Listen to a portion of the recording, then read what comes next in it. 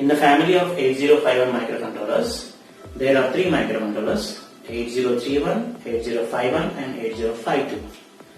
8031 is same like 8051 but it does not have internal memory. 8052 is advanced version of 8051. It will have double ROM, double RAM and extra timer and more interrupt sources than 8051. But today we are going to see about architecture of 8051. So architecture of 8051 includes one important part called ALU, arithmetic and logical unit. So arithmetic and logic, in every architecture you can see there are three major parts. One is ALU unit, register organization, and then you can see timing and control circuit. ALU unit, registers and timing and control circuitry.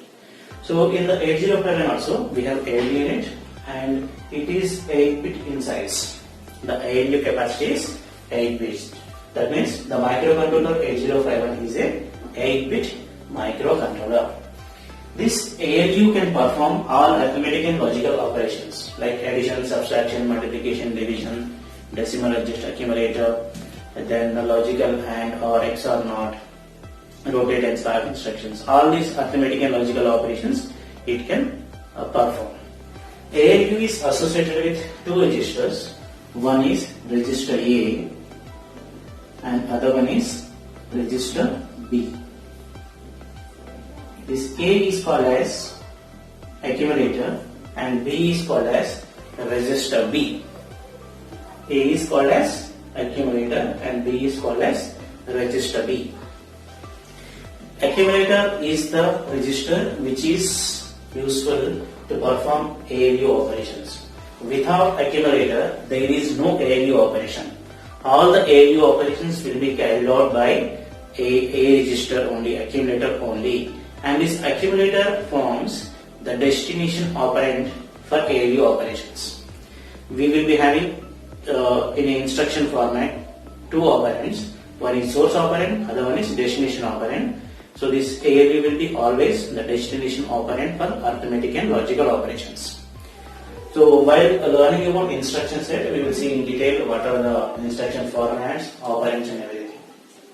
And coming to the base register, this register will work along with A in some of the ALU operations. Say for example, in multiplication and division, this B will be used along with A. Multiplication is having only one syntax, that is mul AB. There is no space between A and B. Mul AB is the instruction. So this B will be working along with A to store the source information. Also it will store the result of ALU operation in multiplication. For other ALU operations like addition, subtraction and logical operations, you will get the output in accumulator. But whereas for multiplication and division, there is use of one more register. So this B will be used along with A to store the overflow data in multiplication operations, and B is used along with A to store the remainder in division operation. Quotient will be available in A and remainder will be stored in B. And these two again are of 8-bit in size only. The register A is of 8-bit size and B is also 8-bit size. And this I already mentioned, this is also 8-bit. Right? So now let us see, there is one more important register which is connected to this ALU, that is PSW. PSW stands for Program Status Word. PSW is Program Status Word. So this will give us the status of ALU operations. What happened during ALU operation? Like during ALU operation you may get a carry, auxiliary carry, or you may get some overflow in the data. And in order to indicate the parity related information, this register will help us. It will maintain the information related to different ALU operation status like carry, auxiliary carry, parity, and then overflow related information can be available through this PSW register. And because all these registers are of even this is also 8-bit in size. We will see in detail this PSW. PSW is having 8 flags. Then we will see what are the flags available and everything in the coming videos, or maybe if possible in this only. So coming to the one more important point is all these blocks which are 8-bit in size. So I will take a bus which is 8-bit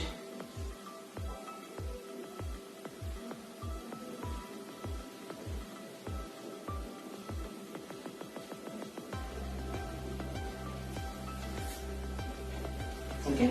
So this is called 8-bit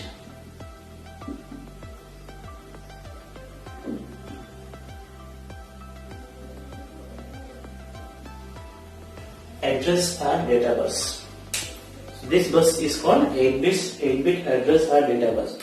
So this is the bus which is connecting all these blocks to the other parts of the architecture. We will see what are the other blocks also available. We have one more block here called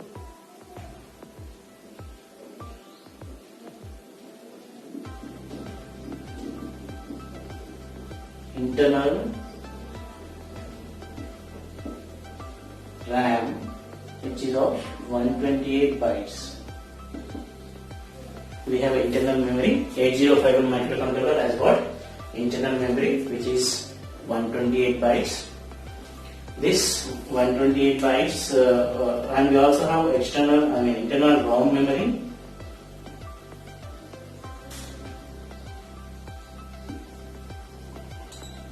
which is 4 kilobytes. So again we will connect these two. So we have internal memory which is RAM memory of 128 bytes and ROM memory of 4 kilobytes. Then you can see the other blocks in the architecture. They are latch,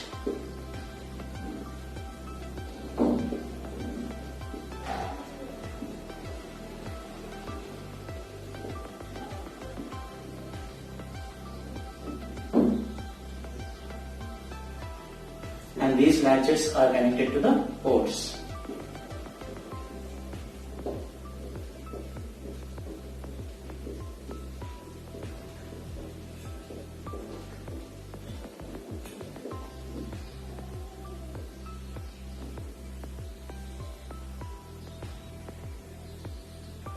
So like that we have 4 ports, port 0, port 1, port 2 and port 3, and these buses are connected to all these.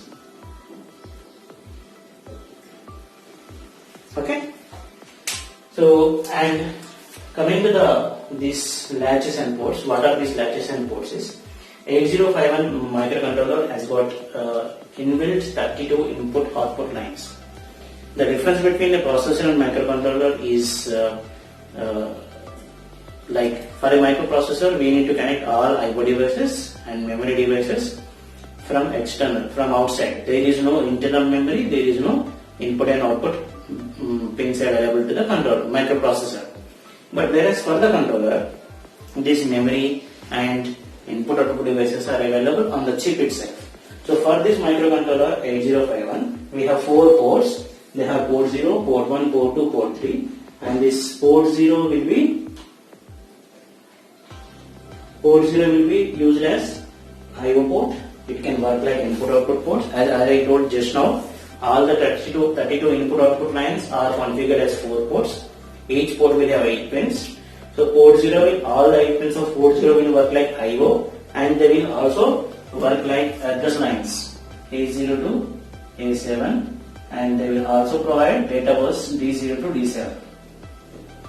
So address bus and data bus is available in port 0 only. And coming to the port 1, this port 1 is exclusively meant for IO operations.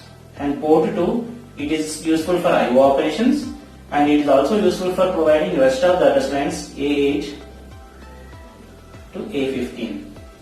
Rest of the address lines A8 to A15 are available through the port 2. Port 0 is providing you A0 to A7, lower byte of the address bus, and port 2 is providing you the higher byte of the address bus. And coming to the port 3 Port 3 is again same like others. It will provide I/O operations, and it is a special port of 8051. It will provide read-write operations. It will provide timers, and it will provide interrupts. Right? So it will be used as I/O operations. It will provide. It will be used to read and write data from external memories. It will provide read-write operation pins. It will provide timers. It will provide interrupt, and it will provide UART also.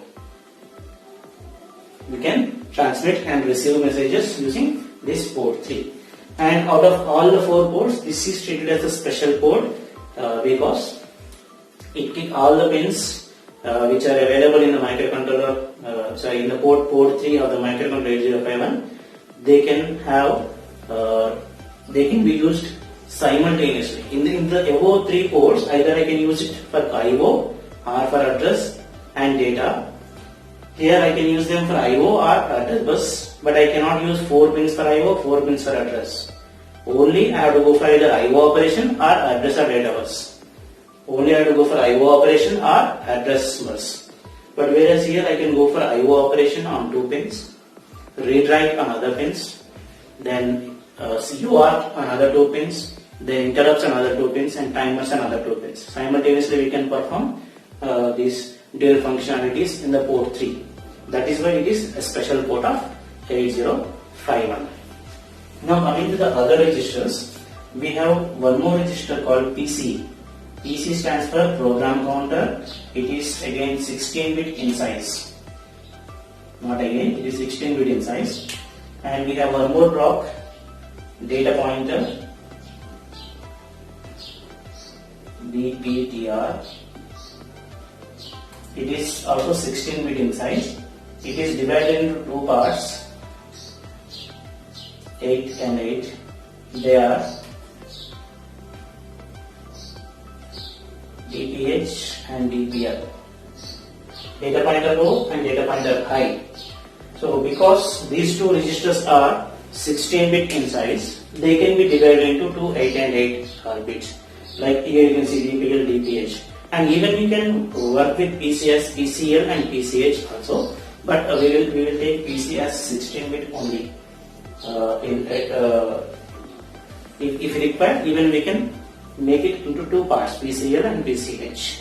Program counter low and program counter high, data pointer low and data pointer high. So what is the use of these 2 registers is, PC, as you know, PC will be always pointing to the address of the next instruction which CPU has to execute. And similarly, data pointer, the name data pointer tells that whenever we are working with external memories, in order to get the address of the next instruction which CPU has to execute, this data pointer will be used. Same like the PC, data pointer will be used, but when we are working with the external memories, they will provide the address of next instruction which CPU has to execute. And we will take here one more bus, which is a 16-bit bus.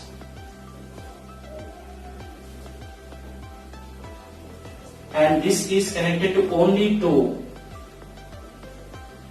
latches, not all the latches. One is not here, sorry.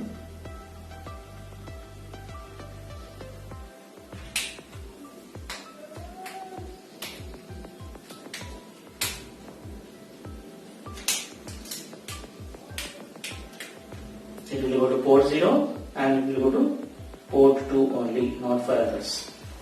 It is connected to only port 0 and port 2, and it is called 16-bit address bus.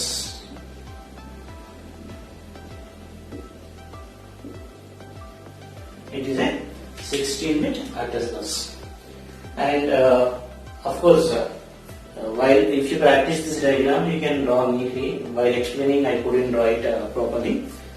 So you can make everything very close to each other, so it looks beautiful instead of like this. And there is one more part also in this architecture. This is not yet completed, but I suggest that when you want to write an answer for the question architecture of 8051. Whatever that I explained up to now is also sufficient. And if you look at some other textbooks, they have given even simple architecture, not even this much. Right? So for those students, if your university has prescribed a textbook, 8051 microcontroller by Kenneth J. Ayala, you have to follow this architecture. This is the architecture copied from 8051 microcontroller from written by Kenneth J. Ayala. So there he also mentioned some more details of this architecture. He drawn it below this port 3. So that we will see in the part 2 video. So right now whatever that I explained is sufficient to write answer for this question, architecture of 8051. So this is about the